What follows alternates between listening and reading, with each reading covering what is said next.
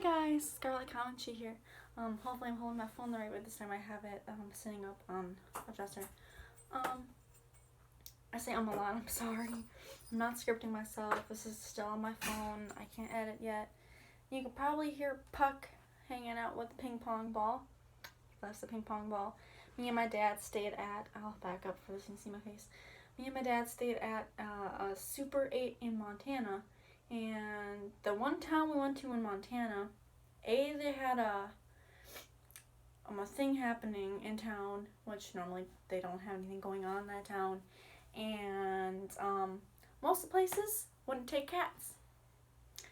Only took dogs. So I'm like, can't do that. But then we went to a next town over, and they had a Super 8. They took all pets, and he likes to be underneath things. He's a bush dweller. And he was underneath the bed, and he finds this ping pong ball.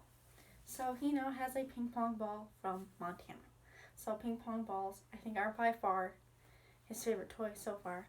Okay, so today I went and faxed 3 pieces of paper at the UPS store, which was a total of $4 and, no, that was my change, $5.66. Paid with a $10 bill, and I got $4.34 back. This is my I'm gonna cover up the address here. Cover up the address here. Boom! You can't even see it, but yeah, it's my beautiful receipt from the UPS store. I faxed papers to a rental agency in the town I'm looking at, and I'm gonna be looking at that on Thursday. I do have my Chromebook open, and I was gonna look at more apartments, see if I can go either tomorrow. If I can go tomorrow, if there's anything there, because they go quick. But I'm not gonna go on Wednesday, just like on Thursday. And apparently my license plates are in at the dealership I bought my car from, so I'm gonna go get my license plates. Fucking crazy. Okay, so yeah, I went to the library today after I went to the UPS store. And all my books are at my parents' house 1,500 miles away right now. So I finished the book I had, which is A Particular Sadness of Lemon Cake. And I did not like this book. I liked the story, I guess, but I didn't like how it was written and how confusing it was. There is absolutely no dialogue, quotations whatsoever in this book. And it makes me so mad because you cannot tell the person talking from their expressions, and you get so confused halfway through this book. And the big moment where you needed to know what was going on, you couldn't follow it. I read it 5 times over, and I still didn't understand. It's like, what the heck? So it's about a girl who can taste feelings in her food. And I tried reading this when I was back in middle school, and I read like the beginning of it, didn't finish it. It was a library book. So there's a place in Two Harbors, Minnesota called Practicals, Collectibles, and Antiques. I think it's closing soon. I'm not sure. He had another place down in Texas. So I think they said they were going to sell the place.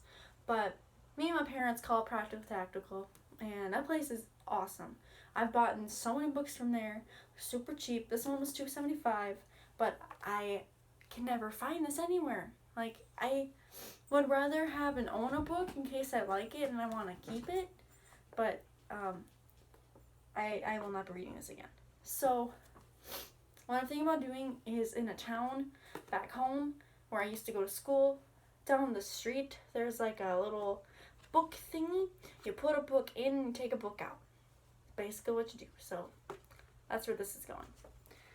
I did not like that at all. But so I went to the library and I got 3 books. I'll show you them here.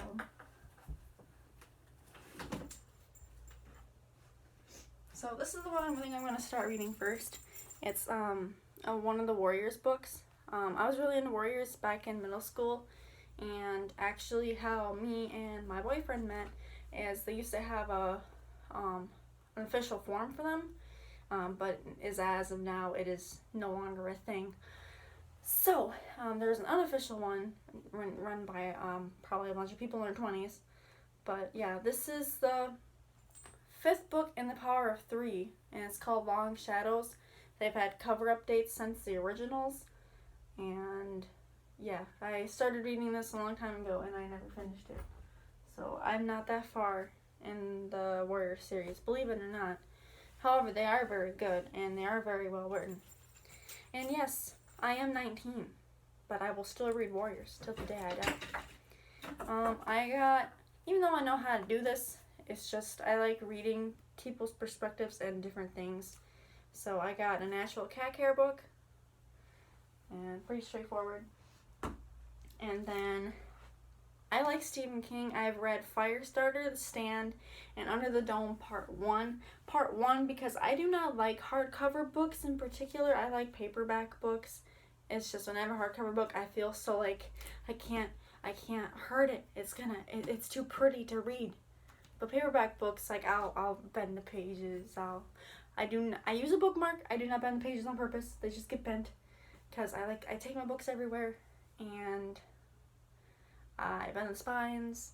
So paperback, it was in 2 parts because that book's thicker than the Bible. So yeah, but I like Stephen King. So I got this, Stephen King's Cell, and it looks really interesting. I can read the front cover for you here. There's a reason Cell rhymes with hell. On October 1st, God in his heaven, the stock market stands at 10,140. Most of the planes are on time. And Clayton Rydell, an artist from Maine, is almost bouncing up Boylston Street in Boston. He's just landed a comic book deal that might finally enable him to support his family by making art instead of teaching. He's already picked up a small but expensive gift for his long-suffering wife, and he knows just what he'll get for his boy Johnny. Why not a little treat for himself? Clay's feeling good about the future. That changes in a hurry. The cause of devastation is a phenomenon that will come to be known as the pulse, and the delivery method is a cell phone. Everyone's cell phone. Clay and the few desperate survivors who join him suddenly find themselves in the pitch-black night of civilization's darkest age, surrounded by chaos, carnage, and human horde that has been reduced to its basest nature, and then begins to evolve. There is really no escaping this nightmare, but for Clay, an arrow points home to Maine, and as he and his fellow refugees make their harrowing journey north, they begin to see crude signs confirming their direction. I don't know how to pronounce this. Koshwak equals no foe? Something like that. A promise, perhaps, or a threat. There are 193 million cell phones in the United States alone. Who doesn't have one? Stephen King's utterly gripping, gory, and fascinating novel doesn't just ask the question, "Can you hear me now?" It answers with a vengeance. So yeah, I thought that was super interesting. So I'm gonna read this. So that's all I have for you guys today. I can end with showing you guys Puck Puck. Yo Puck Puck. Yo Puck Puck. Alright, bye guys.